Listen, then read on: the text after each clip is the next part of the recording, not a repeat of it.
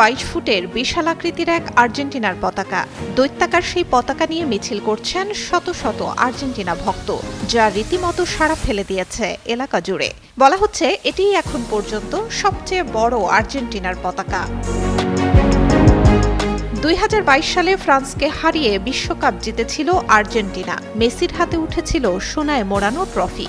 সেই স্মৃতিকে স্মরণীয় করে রাখতে এবার পাবনার চাটমোহরের বালুদিয়া গ্রামের তরুণরা তৈরি করেছে ২০২২ ফুট দৈর্ঘ্যের এই বিশাল আর্জেন্টিনার পতাকা। আমাদের উঠে দাঁড়াতে হবে। স্পিড, সকল অন্যায়ের বিরুদ্ধে রুখে দাঁড়ানোর এনার্জি পার্টনার। শুক্রবার বিকেলে এই পতাকা নিয়ে মিছিল করে বালুদিয়ার আর্জেন্টিনা সমর্থকরা। তখনই শোরগোল পড়ে যায় এলাকা জুড়ে। পতাকাটি দেখতে প্রতিদিনই ভিড় করছেন শত শত মানুষ। রাসেল, সেলিম ও আলামিন নামের গ্রামের ৩ যুবক পরিকল্পনা করেন এবারের বিশ্বকাপ শুরুর আগে বিশ্বকে চমকে দেওয়ার মতো কিছু করবেন। তখনই তাদের মাথায় আসে ২০২২ ফুট দীর্ঘ পতাকা বানানোর বিষয়টি।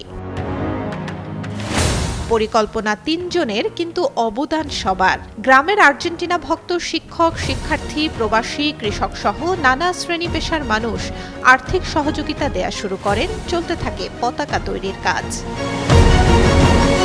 আয়োজকরা জানান, ছোটবেলা থেকেই আর্জেন্টিনা আর মেসির ভক্ত তারা। প্রিয় দলকে সুদূর বাংলাদেশ থেকে উৎসাহ যোগাতেই নিয়েছেন এত বড় পতাকা বানানোর উদ্যোগ। পাবনা জেলার মধ্যে এটাই বড় পতাকা, এটা বলার ধারণার বাইরে। আমরা মেসিকে ভালোবাসি এবং মেসি আর্জেন্টিনাকে ভালোবাসি, এই জন্য আমরা ২০২২ ফুট পতাকা তৈরি করছি। আশা করছি সারা বাংলাদেশের মধ্যে আমারটাই বেস্ট হবে পতাকা। এর উপরে আর কেউ চ্যালেঞ্জ দিয়ে করতে পারবে না। সামনে বড় আল্লাহ বাঁচা রাখছে, বড় পতাকা হবে।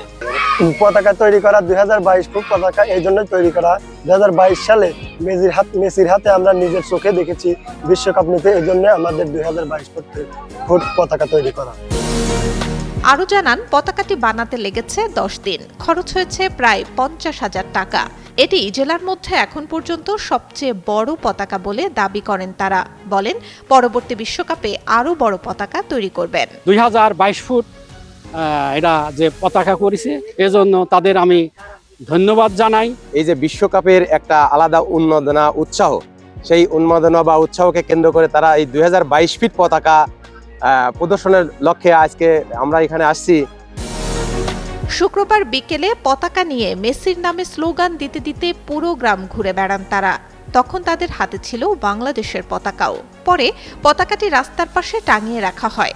মেসির শেষ বিশ্বকাপে ট্রফিটি আবারও তার হাতেই উঠবে, এমন প্রত্যাশা সবার।